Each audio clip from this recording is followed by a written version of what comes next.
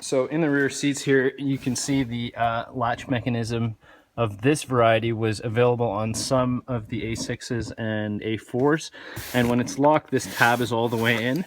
When you pop that, it's unlocked, and then the seat folds down. Now, this mechanism was replaced on some of the later A6s, and for a number of reasons, sometimes that seat doesn't latch. Like you can see on this one, you do have to get it engaged a little bit more forcefully. So I'm going to show you how I went about replacing that and some of the things that you can do to make it work if it doesn't. Okay, so one of the first things you want to do is actually test that lock. So with a little screwdriver, you can just easily push the lock mechanism back into the semi-lock position. The tab comes down a little bit, and then should be pretty easy to push it all the way back where it locks. The tab comes down, and then the trigger is ready to engage.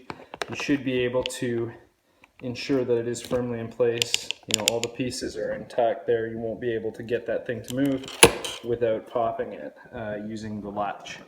So if it works and it's still, you know, installed correctly, you know, none of the plastic or anything like that is loose, and it reaches the back of its mechanism without having any interference from this area here, then chances are you just need to adjust the actual bolt, which is attached to the frame. I mean, they bend over time, so sometimes you can just bend it forward a little bit, and that should be enough to do it. Or hold enough pressure and actually push the tab down while you're engaging the lock. Now, if your latch is broken, then you will need a T15 Torx screwdriver. And there's two Torx nuts, or rather bolts, that actually hold this total plastic thing on. You do have to be able to unlock and open the rear seat, but then you should be able to access this bolt from here and just remove that one. It's pretty easy. Neither of these are ever very tight. And then this one here, you will need both hands. So one hand to hold the trigger all the way back, and the other hand to get at that screw. But once you remove those, you will be able to expose the actual lock mechanism behind it. All right, so I've actually switched sides to show you guys a couple of things here. Number one, both sides are identical, but they are mirrored. So the actual lock mechanism has different part numbers for both sides, but the procedure is the exact same for removing it. So just something to keep in mind. If you have a left side lock, it's not going to work on the right side, and so on and so forth. Okay, so once you have the plastic cover pulled off, the whole thing just kind of slides off that way. The lock will be exposed. You can pull the upholstery trim clips out of the actual lock mechanism and expose some of the foam underneath it there. Now these are two T30 Torx studs, so I used a ratchet because they're on there pretty tight, but unfortunately there's nuts behind them, so you will need a 13mm wrench as well to get to hold those nuts. They're locking nuts, so you'll have to hold them from behind, which makes this process a little bit more difficult. Now, the best way to access them, obviously when you're removing the lock, you want to do the top first and then the bottom.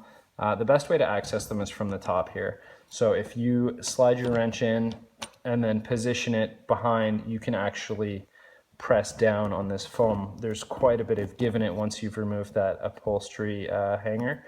And then, you can spin from this side because the whole nut and bolt assembly will turn together until you engage the nut onto your wrench on the other side there. And then this should be able to come out relatively easily. It isn't a relatively long machine screw, and you can see there's a little cut in it there so that, I believe so that it'll compress in. I'm not really sure why they slot them like that. But then once you've gotten the top one, you'll have a little bit of give in the actual lock mechanism, so you can slide your wrench in and onto the bottom nut. And again, once you've disengaged that nut, the screw comes straight out. The whole lock will pull out relatively easily, and then you can inspect it and figure out what's wrong with it. Maybe nothing's wrong with it and you just need to bend your stud back into place. Things to watch out for: there is a little gap in the foam, and then this metal, there's metal under this carpeting here, but between the seat foam and the actual metal backing there, it's very easy to lose the nuts that hold these locks on. So you want to be careful when you're reinstalling your lock or you're installing your new one.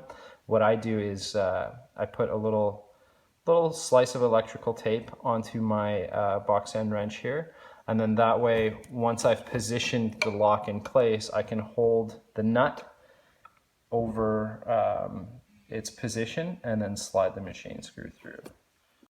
So once you've tested it and make sure it works, you're going to want to put the top back on.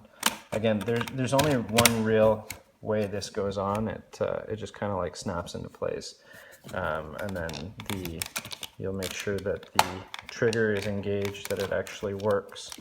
Pop in your 2 T15 screws here and there, and then you're good to go.